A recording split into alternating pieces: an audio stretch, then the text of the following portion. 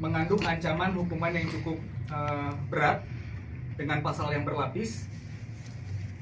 Semoga dengan adanya kejadian ini juga bisa menghentikan kedepannya agar tidak lagi mengulangi perbuatannya dan juga orang lain akan menjadi korban dari perbuatan-perbuatan seperti ini. Saya rasa itu saja yang bisa kami sampaikan secara resmi pada siang hari ini. Kita akan buka sesi tanya jawab. Mungkin dari rekan-rekan media ada yang ingin bertanya, ataupun nantinya apabila dari rekan-rekan media ada yang ingin eksklusif untuk lebih dalam menggali persoalan ini, nanti dapat kita buka di sesi baru ya. Saya rasa demikian yang dapat kami informasikan. Terima kasih. Bang, sebelumnya mungkin sudah ada komunikasi dengan akun-akun tersebut sebelum akhirnya membuat laporan di polisi. Terkait dengan komunikasi, kami anggap itu tidak perlu, dikarenakan memang yang kita ketahui dari beberapa akun-akun ini memang saya rasa sudah cukup jelas ya, ada gambar-gambarnya.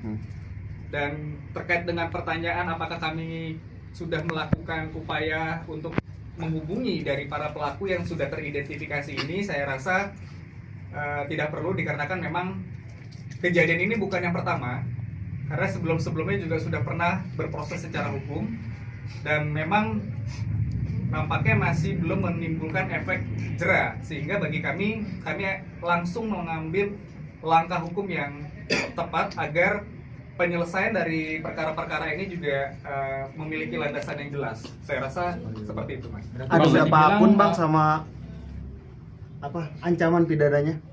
Berapa akun yang dilaporkan dan ancaman pidananya mungkin maksimal atau minimal? Baik,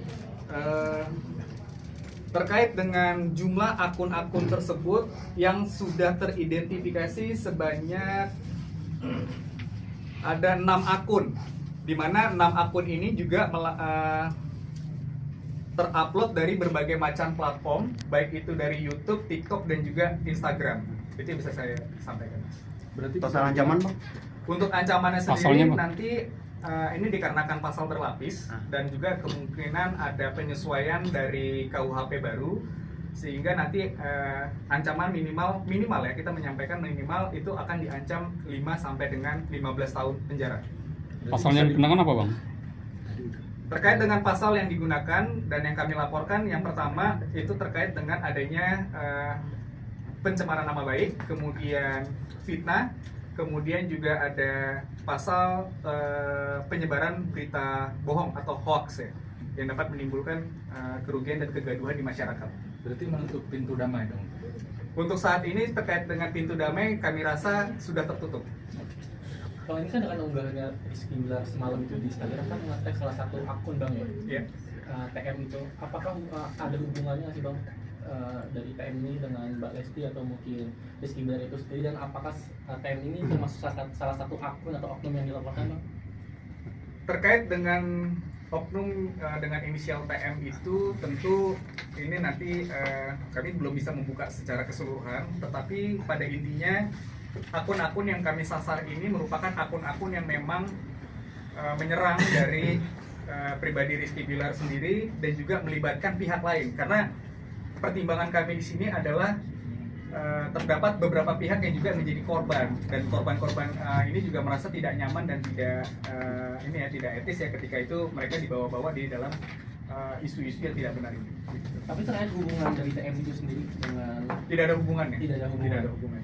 Bang, dari 6 akun itu apakah memang ke-6-nya itu isinya hampir sama semua, melibatkan pihak ketiga seperti itu? Narasi yang ditimbulkan di akun-akun ini berbeda-beda. Ada yang menyebutkan ya dengan perceraian, dengan berbagai isu sih yang disampaikan. Jadi tidak spesifik dengan satu isu saja di 6 akun ini. Bang, balik lagi soal klarifikasi kan, dengan unggahannya Rizky Bilar semalam, tadi juga tadi siang juga TM itu membuat klarifikasi permintaan maaf. Apakah itu termasuk salah satu upaya untuk dimaafkan atau memang terus berlanjut, Bang? Upaya maaf yang dilakukan oleh beberapa pelaku ini, saya rasa Rizky Bilar beserta dengan keluarga itu memaafkan. Tetapi ingat, dengan memaafkan itu tidak menghapuskan sifat dari pidana itu sendiri. Jadi upaya hukum tetap akan kami tempuh untuk beberapa akun ini. Kalau untuk kerugiannya sendiri apa aja sih yang dialami Rizky Bilar? kerugian ini seperti yang tadi saya sampaikan bukan hanya ke pribadi Rizky Bilar dan keluarga, namun juga menimbulkan kerugian ke pihak-pihak lain yang tentu ini kan terkait dengan nama baik pihak-pihak lainnya ya, sehingga kalau ditanyakan secara kerugian material tentu tidak ada, namun ini memiliki dampak yang sangat serius. Kenapa? Karena pihak-pihak lain yang tidak memiliki hubungan apapun dengan Rizky Bilar beserta dengan keluarga menjadi korban yang berdampak di kehidupan sosialnya mereka masing-masing. Jadi ini yang menjadi concern utama kami sekarang. Gitu. Bang, boleh tahu responnya Lesti, Bang, ketika semalam sempat berkomunikasi sama Bilar dan Lesti? Tentu Lesti sangat mendukung terkait dengan upaya yang dilakukan ini, karena memang Leslar sendiri bukan hanya menjadi korban dari fitnahan-fitnahan ini ya, karena memang seperti kita ketahui bersama sebelumnya juga memang Lesti itu sempat menjadi korban giveaway dan sebagainya. Tentu terkait dengan sikap Lesti sangat mendukung terkait dengan upaya hukum yang akan ditempuh saat ini. Apakah akan ada penambahan terduga tersangka dari kita berfokus kepada ini dulu, begitu Pak. Ya, mungkin ada lagi pertanyaan dari rekan-rekan lain?